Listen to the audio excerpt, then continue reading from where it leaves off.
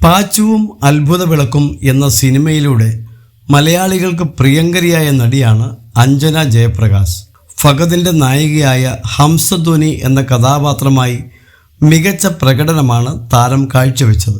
മമ്മൂട്ടിയും സംവിധായകൻ വൈശാഖും വീണ്ടും ഒന്നിക്കുന്ന പുതിയ ചിത്രം ടർബോയിൽ നായികയായി എത്തുന്നത് അഞ്ജനയാണ്.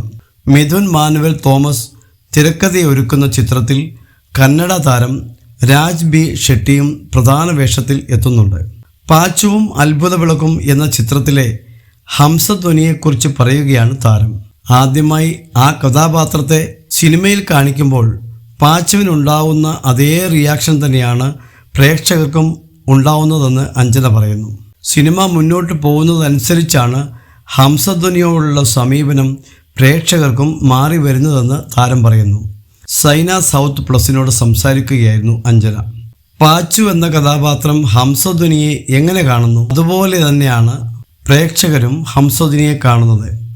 ആദ്യമായി ധ്വനിയെ കാണിക്കുമ്പോൾ പാച്ചുവിനും പ്രേക്ഷകർക്കും ഉണ്ടാകുന്ന റിയാക്ഷൻ ഒരുപോലെയാണ്. ഇതാരാണ് എന്നൊരു ചോദ്യമാണ്. പിന്നെ ഒരു ഇറിറ്റേഷനായി മാറുന്നു. പിന്നെ അത് അങ്ങനെയൊന്നുമില്ല എന്നും കഥാപാത്രത്തിൻ്റെ സ്വീറ്റ് സൈഡ് കാണുകയും ചെയ്യുന്നു. പിന്നെ ആ കഥാപാത്രം ഓപ്പൺ ആവുന്നു. പ്രേക്ഷകരുടെയും സമീപനം മാറി വരികയാണ്. ഹംസധ്വനി പ്രേക്ഷകർക്ക് ഒരു ക്രഷ് മെറ്റീരിയൽ ആയിരുന്നു ശരിക്കും എന്ന് അഞ്ജന ജയപ്രകാശ് പറയുന്നു. അതേസമയം ഈ മാസം 23-നാണ് ടർബോ തിയേറ്ററുകളിൽ എത്തുന്നത്.